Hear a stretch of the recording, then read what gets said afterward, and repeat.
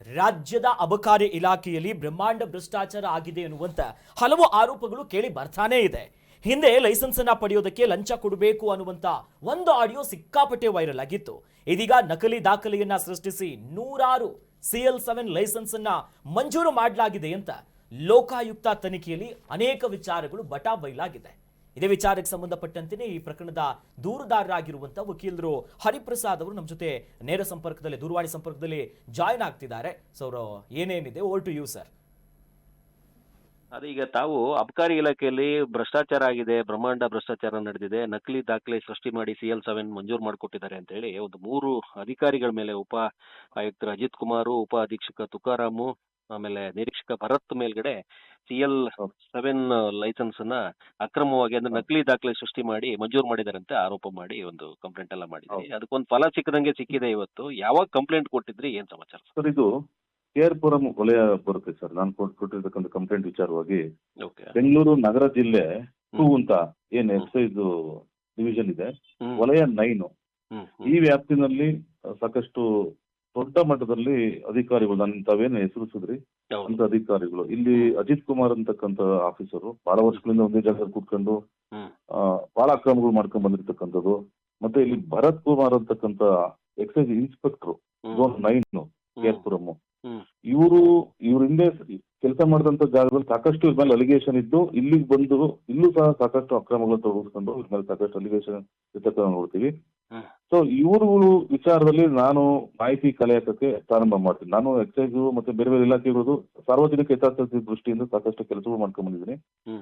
So ತುಂಬಾ ಒಂದು ತನಿಖಾ ರೂಪದಲ್ಲೇ ಇದನ್ನ ಡಾಕ್ಯುಮೆಂಟ್ ನ ಕಲೆಕ್ಟ್ ಮಾಡಿ RTI ಮುಖಾಂತರ ಮತ್ತೆ ನನ್ನ ಇರ್ತಕ್ಕಂಥ ಸೋರ್ಸ್ಗಳ ಮುಖಾಂತರ ಎಲ್ಲ ಸಂಗ್ರಹಣೆ ಆದ ನಂತರದಲ್ಲಿ ಇದನ್ನ ಒಂದು ಕ್ಲೀನ್ ಆಗಿ ಒಂದು ಸ್ಕ್ರೂಟಿನಿ ಮಾಡಿ ಲೋಕಾಯುಕ್ತಕ್ಕೆ ನಾನು ಕಳೆದ 16/6/2025 ಇದಕ್ಕೆ ಲೋಕಾಯುಕ್ತಕ್ಕೆ ನೇರವಾಗಿ ಕಂಪ್ಲೇಂಟ್ ಮಾಡ್ತೀವಿ ಸರ್.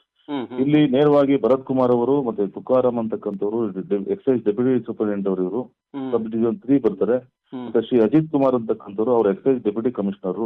ಮತ್ತೆ ಇದಕ್ಕೆಲ್ಲ ಮೇಲ್ಪಟ್ಟು ಜಗದೀಶ್, ನಮ್ಮ ಏನು ಡೆಪ್ಯೂಟಿ ಕಮಿಷನರ್ ನಮ್ಮ ರೆವಿನ್ಯೂ ಬೆಂಗಳೂರು ಅರ್ಬನ್ ಡಿಸ್ಟಿಕ್, ಇವ್ರಿಗೂ ಸಹ ನಾನು ಸೇರಿ ನಾನು ಲೋಕಾಯುಕ್ತಕ್ಕೆ ದೂರು ಸಲ್ಲಿಸ್ತೀನಿ. ಸೊ ಈ ವಿಚಾರವಾಗಿ ಲೋಕಾಯುಕ್ತರು ನಿನ್ನೆ ಸಾಕಷ್ಟು ಪತ್ರಿಕೆಗಳಲ್ಲಿ ನೋಡ್ತೀನಿ, ರಾಜ್ಯ ಮಟ್ಟದ ಮತ್ತೆ ರಾಷ್ಟ್ರ ಮಟ್ಟದ ಪತ್ರಿಕೆಗಳಲ್ಲಿ ಲೋಕಾಯುಕ್ತ ವರದಿ ಬಿಡುಗಡೆ ಆಗಿದೆ ಆಕ್ಷನ್ ಮಾಡ್ಲಿಕ್ಕೆ ಅಂತಕ್ಕಂಥ ಒಂದು ವಿಚಾರದಲ್ಲಿ. ಈ ವಿಚಾರವಾಗಿ ನಾನು ಲೋಕಾಯುಕ್ತಕ್ಕೆ ಭೇಟಿ ಕೊಟ್ಟು ಇನ್ನೂ ಸಂಪೂರ್ಣವಾದಂತ ಕಾನೂನುಗಳನ್ನ ನೇರವಾಗಿ ಧಿಕ್ಕರಿಸಿ ಆಯ್ತಲ್ಲ, CL9 ಇರೋ ಜಾಗದಲ್ಲಿ CL7 ಅನ್ನ ಸುಳ್ಳು ದಾಖಲೆಗಳನ್ನ ಸೃಷ್ಟಿ ಮಾಡಿ ತಮಗೆ ಬೇಕಾದಂತ ಜನಗಳಿಗೆ ಲೈಸೆನ್ಸ್ ಇಶ್ಯೂ ಮಾಡಿರ್ತಕ್ಕಂಥ ನೋಡ್ತೀವಿ ಸರ್.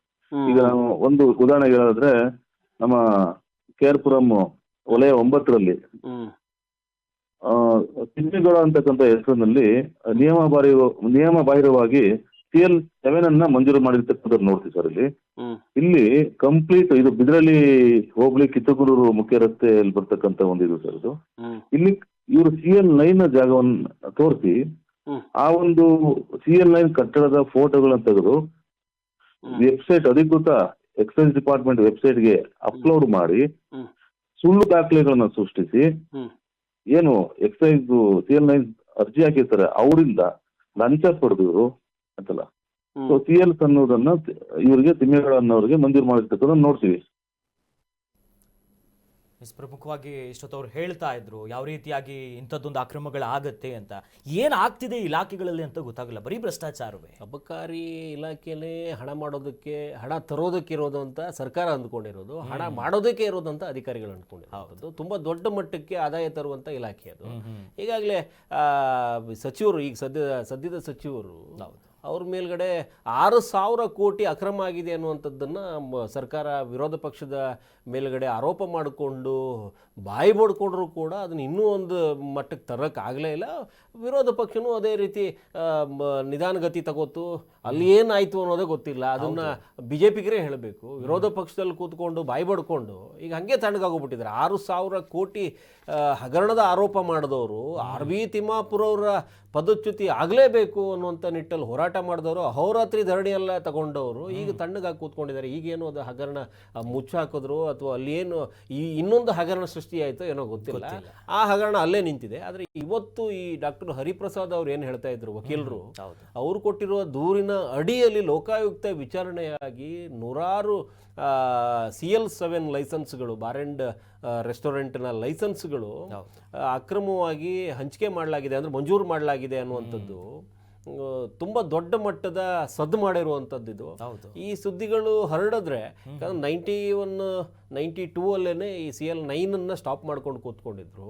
ಅಲ್ಲಿಯ ಫೋಟೋಗಳನ್ನು ತೋರಿಸ್ಕೊಂಡು ಯಾವುದೋ ಕಟ್ಟಡ, ಯಾವುದೋ ಭಾವಚಿತ್ರ, ಯಾವುದೋ ಬಾರ್ ಆ್ಯಂಡ್ ರೆಸ್ಟೋರೆಂಟ್ಗಳ ಚಿತ್ರವನ್ನು ತೋರಿಸ್ಕೊಂಡು CL7 ಲೈಸೆನ್ಸ್ಗಳನ್ನು ಕೋಟ್ಯಾಂತರ ರೂಪಾಯಿಗೆ ಮಾರ್ಕೊಂಡಿರುವಂಥದ್ದು ಏನಿದೆಯಲ್ಲ, ಈ ಅಧಿಕಾರಿಗಳು ಎಷ್ಟು ಈ ಉಪ ಆಯುಕ್ತರ ಆದಿಯಾಗಿ ಒಂದಷ್ಟು ಜನ ಅಪ್ ಟು ಇನ್ಸ್ಪೆಕ್ಟರ್ವರೆಗೂ ಲಂಚ ಕೊಟ್ಕೊಂಡು ಬಂದು ಆಯ್ಕಟ್ಟಿನ ಜಾಗಕ್ಕೆ ಕೂತ್ಕೊಂಡು ಇದನ್ನು ದಂಧೆಯಾಗಿ ಮಾಡಿಕೊಂಡು ಅಬಕಾರಿ ಇಲಾಖೆಯನ್ನು ಹಾಳುಗೆಡಿಸಿ ಕೂತ್ಕೊಂಡ್ಬಿಟ್ಟಿದ್ದಾರೆ.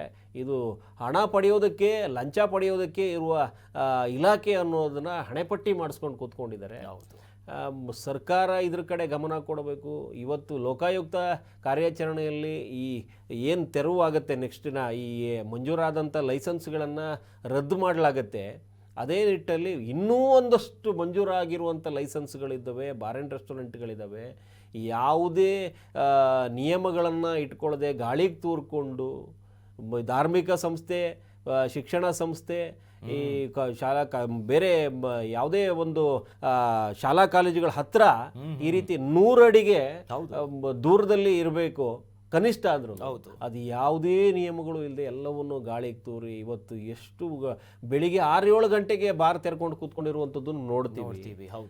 ಇದೆಲ್ಲ ಕಣ್ಣು ಮುಚ್ಕೊಂಡು ನೋಡ್ತಿರುವಂಥ ವ್ಯವಸ್ಥೆಗೆ ಇದೊಂದು ಚಾಟಿ ಬೀಸ್ದಂಗಿದೆ.